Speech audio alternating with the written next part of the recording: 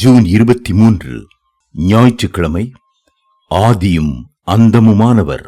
நான் அல்பாவும் ஒமேகாவும் ஆதியும் அந்தமுமாயிருக்கிறேன் என்று திருவுளம் பற்றுகிறார். வெளிப்படுத்தின விசேஷம் 1:8. கர்த்தர் ஆதியும் அந்தமுமானவர். கர்த்தருடைய பெயர்களில் ஒன்று ஆதியானவர் என்பதாகும். ஆதியாகமம் 1 வசனத்தில் ஆதியிலே தேவன் வானத்தையும் பூமியையும் சிருஷ்டித்தார் என்று வேதம் ஆரம்பமாகிறது. ஆதியாகமம் 1:1. யோவான் சுவிசேஷத்தை ஆரம்பிக்கும் போது ஆதியிலே வார்த்தை இருந்தது, அந்த வார்த்தை தேவனிடத்தில் இருந்தது, அந்த வார்த்தை தேவனாய் இருந்தது, அவர் ஆதியிலே தேவனோடு இருந்தார், சகலமும் அவர் மூலமாய் உண்டாயிற்று, உண்டானதொன்றும் அவராலே அல்லாமல் உண்டாகவில்லை. யோவான் 1:1-3 வரை என்று ஆரம்பித்தார். சங்கீதக்காரர், நீர் ஆதியிலே பூமியை அஸ்திபாரப்படுத்தினீர், வானங்கள் உம்முடைய கரத்தின் கிரியையாயிருக்கிறது. சங்கீதம் 102:25 என்றார். திருவள்ளுவர் ஒரு கிறிஸ்தவர் என்பது அவர் எழுதிய முதல் திருக்குறளிலேயே விளங்குகிறது.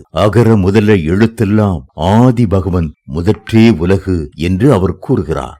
அவர் இருந்த நாட்களில் எண்ணற்ற விக்கிரகங்களும் விக்கிரகங்களின் பெயர்களும் பிரசித்தி பெற்றவையா இருந்திருக்கக்கூடும். தமிழில் கவிதை ஏற்றுகிற ஒவ்வொருவரும் கடவுள் வாழ்த்து என்ற பெயரில் ஒரு விக்கிரகத்தின் பெயரை முன்வைத்து எழுதுவது உண்டு.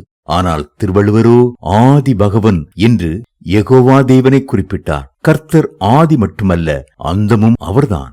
ஆமேன் எனப்படுபவரும் அவர்தான். வேதத்தின் கடைசி பகுதி ஆமேன் என்ற வார்த்தையோடு நிறைவடைகிறது. வெளிப்படுத்தின விசேஷம் 22:21. ஆதி என்னப்படுபவர் ஆமேன் என்று கையெழுத்திட்டு முடிப்பது போல வேதம் முற்று பெறுகிறது. தேவனுடைய சிருஷ்டிக்கு ஆதியுமாயிருக்கிற ஆமேன் என்பவர் சொல்லுகிறதாவது என்று வெளிப்படுத்தின விசேஷம் 3:14 வருகிற வசனம் நம்மை சிந்திக்க வைப்பதுடன் கர்த்தரை துதிக்கவும் ஏவுகிறது. நீதிமொழிகள் புத்தகத்தில் 8ஆம் அதிகாரத்தில் உள்ள தீர்க்க தரிசன வசனங்களை பாருங்கள். பூமி உண்டாகும் முன்னும் ஆதி முதற்கொண்டு அனாதியாய் நான் அபிஷேகம் பண்ணப்பட்டேன், ஆழங்களும் ஜலம் புரண்டு வரும் ஊற்றுகளும் உண்டாகும் முன்னே நான் ஜனிப்பிக்கப்பட்டேன். நீதிமொழிகள் 8:23-24.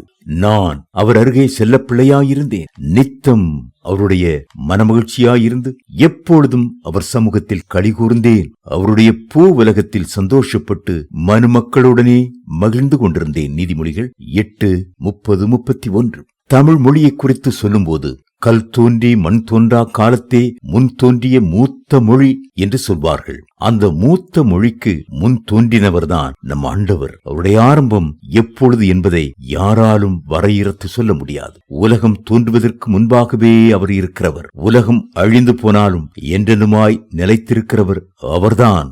அவரே ஆதியும் அந்தமுமானவர். அவரே நம்மை சிருஷ்டித்தார். தேவ பிள்ளைகளே, என் ஜீவனுள்ள நாளெல்லாம் நன்மையும் கிருபையும் என்னை தொடரும்.